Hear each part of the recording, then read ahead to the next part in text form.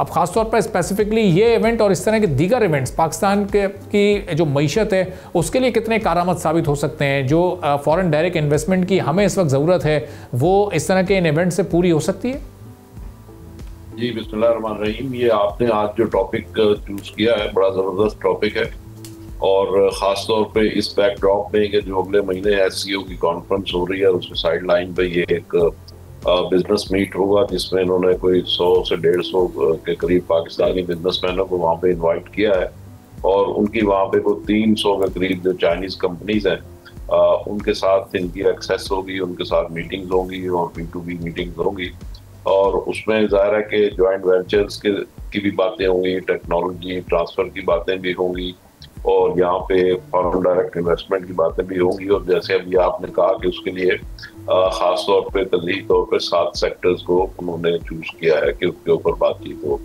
तो मैं समझता हूँ कि बड़ी अच्छी बात है कि गवर्नमेंट इसमें कुछ होमवर्क करके लोगों को बुला रही है, और पाकिस्तानी बिजनेसमैन वहाँ पे जाएंगे, और ये नहीं होगा कि वो जी बस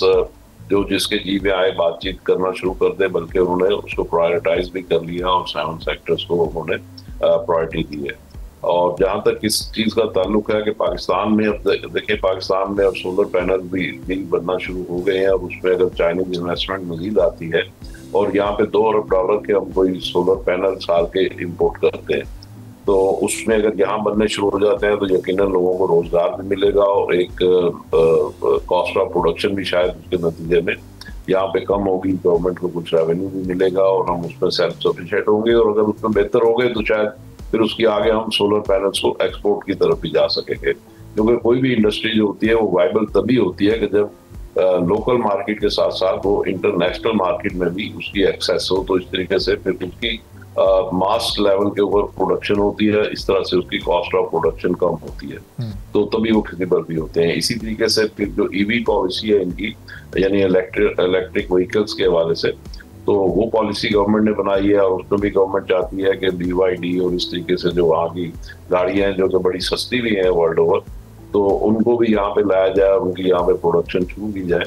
तो वो भी एक अच्छा मेरे ख्याल में ऑब्जेक्टिव है, और उसको यहाँ पे हो तो उससे क्या होगा कि टेक्नोलॉजी ट्रांसफर भी होगी, और उससे यहाँ के लोगों को उनका विजन भी बढ़ेगा, वसी होगा, और उनकी नॉलेज वसी होगी, और वो फिर इंटरनेशनल मार्केट में उसको भी हम एक्सेस कर सकेंगे। इस तरीके से माइंस एंड मिनरल्स है, उसमें भी चाइना बड़ा इंटरेस्टेड है, और चाइनीज इन्वेस्टमेंट यहाँ पर आ सकती है। और देखें, चाइना और हमारे जो रिलेशनशिप है, अभी स्ट्रेटेजिक रिलेशनशिप है, उन्होंने भी अपने आप को भी प्रूव किया है। अभी जो हमारी इंडिया के साथ कॉन्फ्लिक्ट हुआ था, तो उसमें जिस तरीके से चाइना ने हमें सपोर्ट किया, और चाइनीज टेक्नोलॉजी ने अपने आप को मनवाया, हमारे जरिए से पूरी दुनिया में इंट्रोड्यूस करवाया। क्योंकि चाइना के बारे में एक आम तासुर पहले ये था कि शायद चाइना की चीज़ें जो होती हैं वो अब पूरा मार्क नहीं होती, या बिलो स्टैंडर्ड होती हैं, लेकिन अब जो चाइनीज टेक्नोलॉजी हमारे जरिए से दुनिया में इंट्रोड्यूस हुई है, तो उसने अपना लोहा मनवाया और लोग इस तरफ मतवज्जह हुए हैं। और उसमें जाहिर है कि पाकिस्तान का भी बहुत बेनिफिट हुआ है, और पाकिस्तान के अभी जो दोनों एयरक्राफ्ट हैं उन्होंने भी जो ब्रिटेन में जो अवार्ड्स दिए हैं, तो वो भी जाहिर है कि चाइनीज उसमें हमारे साथ ताउन शामिल है उन जहाज़ों को बनाने में। तो मैं समझता हूँ कि इसमें बहुत हम एडवांस स्टेज पे इंशाल्लाह हम आगे जा रहे हैं, और इसमें चाइना का ताउन भी बढ़ेगा। और अभी पिछला साल जो फाइनेंशियल ईयर है उसमें हमारी जो चाइना से इम्पोर्ट्स हैं वो भी कोई $2 अरब पिछले साल के मुकाबले में ज्यादा है। सही। तो चाइना के साथ हमारा बिजनेस बढ़ रहा है, लेकिन वो वन साइडेड है, इसलिए कि जो भी हम चाइना से हमारा जो ट्रेड बैलेंस है वो चाइना की फेवर में है, और हमें भी देखना होगा कि हम क्या चीजें चाइना को एक्सपोर्ट कर सकते हैं। वो शोबा हमारा बहुत वीक है। तो as far Chinese imports are concern, China से हम चीजें क्या इम्पोर्ट कर सकते हैं, उनसे FDI क्या ले सकते हैं, टेक्नोलॉजी क्या ले सकते हैं, तो these are the strong side, and what we can